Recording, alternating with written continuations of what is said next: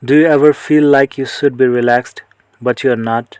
Like nothing is actually wrong in your life, yet something inside still doesn't fully settle? Do you keep looking for comfort in places, people, or situations, but the feeling of home still feels slightly out of reach? Then Rahu might be sitting in your fourth house, and this placement is deeply emotional, but very human in how it shows up. Because the fourth house is not everything abstract, it is your everyday inner world. How you feel at home, how you sleep at night, how safe your mind feels when nobody is watching, your relationship with your mother or early home life, your ability to just relax without overthinking. And Rahu makes things feel not enough, even when they are okay.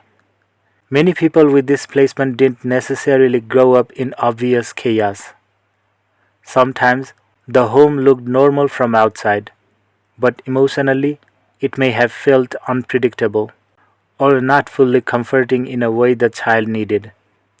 Maybe love was there, but not always emotionally clear. Maybe care existed, but so did pressure, mood changes, silence, or unspoken tension. As a child, you may not have understood it directly, but you felt it, so you learned something quietly. Stay aware. You started noticing moods, adjusting yourself, reading the atmosphere in a room before feeling safe in it. And that habit doesn't leave easily. Even later in life, when everything is fine on paper, your mind may still stay slightly alert, not relaxed in a complete way, not fully off. That's one of the subtle effects of Rahu in the fourth house. It creates a kind of inner restlessness around peace itself. You may change places sometimes, or imagine that a new environment will finally help you feel settled. A new room, a new city, a new relationship, a new situation. And for a short while, it does feel better, but then the same feeling slowly returns.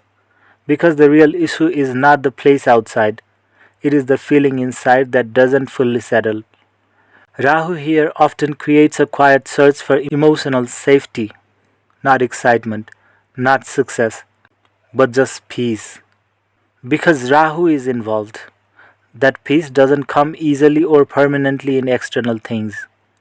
There can also be a complicated emotional link with the mother or early home atmosphere, not always extreme, but sometimes confusing, like love and stress existed together in ways that are hard to separate emotionally. And because of that, your mind may grow up with a simple but powerful pattern. Closeness feels important, but also slightly uncertain. So in adulthood, this can show up in different ways. You might get emotionally attached to certain people or spaces that feel comforting. Or you may keep searching for the right place where you finally feel settled. Or you may not fully trust calm moments when they arrive. Even when life is stable, a small part of the mind may still ask, is this going to stay like this? But over time, this placement teaches something important in a very lived way. You don't actually need a perfect outer environment to feel at home. You need moments where your mind stops scanning for what is missing. Slowly, life keeps pushing you toward that realization, not through lectures or ideas, but through experience. You try outside things, you adjust, you search, you repeat, and eventually you start noticing. The feeling you were chasing was never fully outside. It was the ability to feel safe inside yourself, even when things are imperfect. And that changes how you relate to life, because home stops being something you find once and for all.